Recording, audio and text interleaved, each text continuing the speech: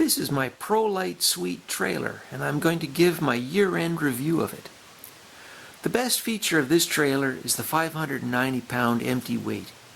Any car that can tow a trailer can probably also tow this one. It is half the weight of a competing two-person compact egg trailer. This trailer is so light that on flat ground I can move the trailer myself by hand with minimal amount of effort. This ultra-compact trailer is short and will fit in my garage that has an 80-inch high standard door. Very few trailers can do this. It is narrow enough so that a small car would not need to have special mirrors to see around the trailer while towing it. Inside the trailer, there is a two-person couch.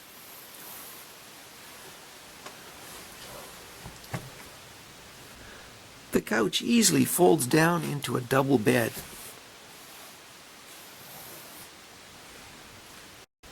There is a removable table that goes in front of the couch.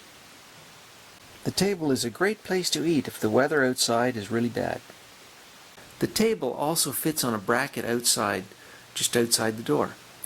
This is a great place to hold your beer, but I would not put a camp stove here as it would be too close to the trailer and could cause problems. The door is like most doors on a trailer in that it comes with a screen door on the inside.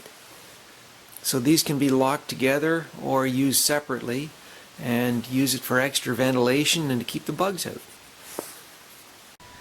There are 3 windows that open, plus the door that has a screen door on it that provide excellent ventilation and an excellent view. On the ceiling is this hatch with a fan that is multi-speeds for extra ventilation.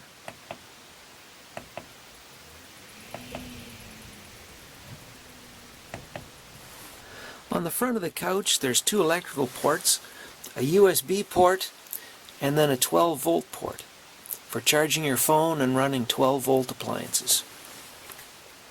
On the outside of the trailer there's also another 12-volt port right here. For seeing in the dark at night, there's this funky blue light on the outside of the trailer just in front of the door, and another one just inside of the door. Inside of the trailer there are 2 dome lights on the ceiling to provide lighting at night, and there's also a multi-level control right here inside the door so you can dim the lights if you want. The entry side of the trailer has this nice bright yellow light for lighting up your campsite at night. Power for the fan, USB, 12-volt ports, and the lights is provided by the battery stored in this box under the bed. The large battery should hold enough power to run things for a couple of weeks. The battery is recharged by this charger system that gets its power from plugging in the trailer to a 120-volt outlet, or from the car that is towing it if the car has a 7-wire connector. There are 2 120-volt outlets on the inside of the trailer for plugging in your 120-volt appliances. There's also another outlet on the outside of the trailer. However, be aware that these outlets do not run from the battery. They only work when the trailer is plugged into its own 120-volt outlet. For safety, there is a carbon monoxide and propane detector inside the trailer, and it is powered by the battery of the trailer. On the ceiling there is a smoke detector, and that's powered by an internal 9-volt battery. At each corner of the trailer is a stabilizer foot that is lowered with a hand crank.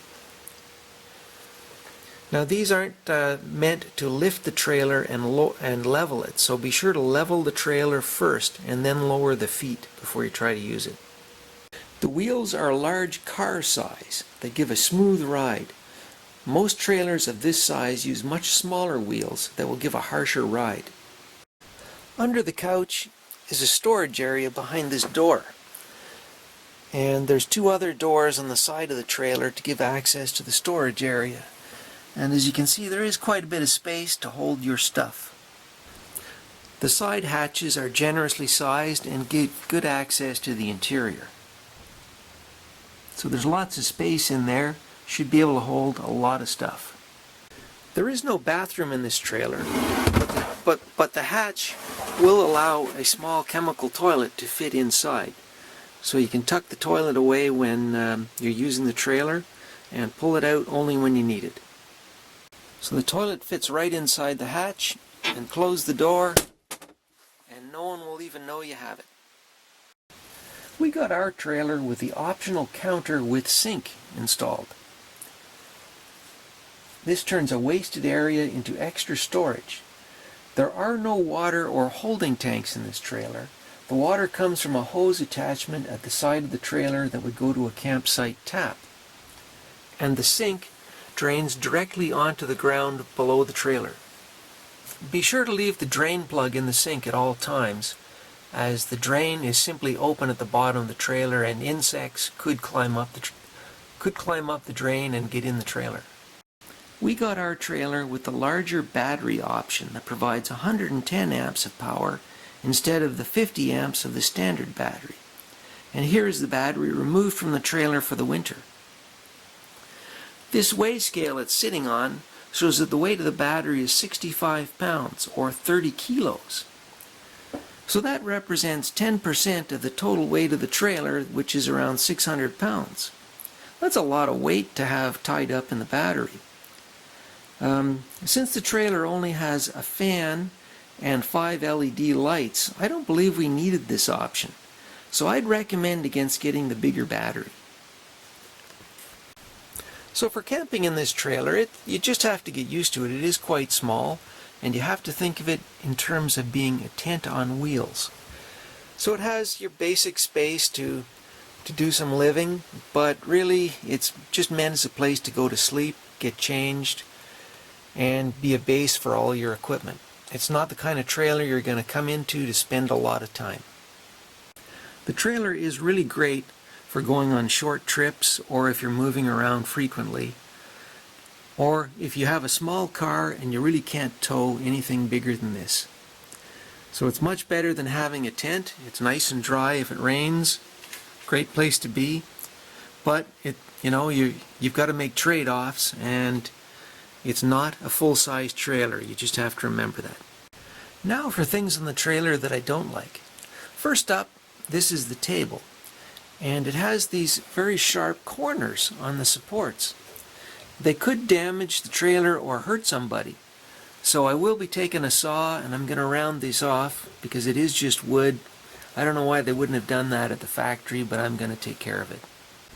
This is the hand crank used for raising and lowering the feet that are at the corners of the trailer. If you lose this thing, you're in big trouble. What I would like to see is a wall mount bracket, say right about here, so you always know where it's stored, you always know when it's around. This awning seems like a good idea.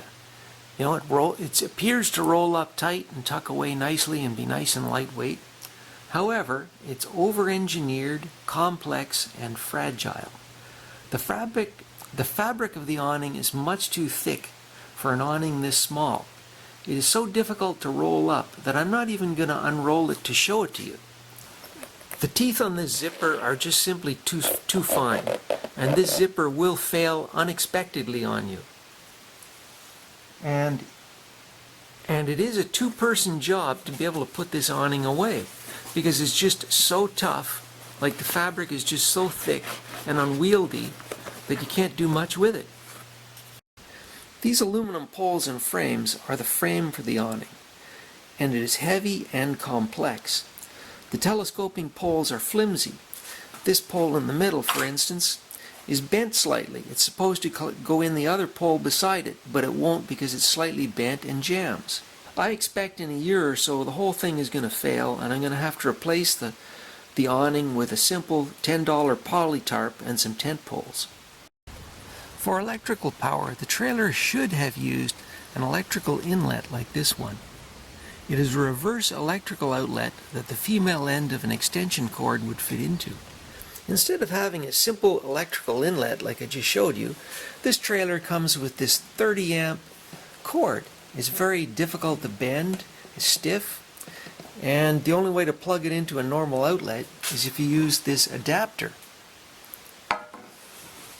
This cord is so difficult to use that I just pull it out this far, put on the adapter, and then run an extension cord to the nearest electrical outlet, because it is so difficult to bend and it really doesn't come out.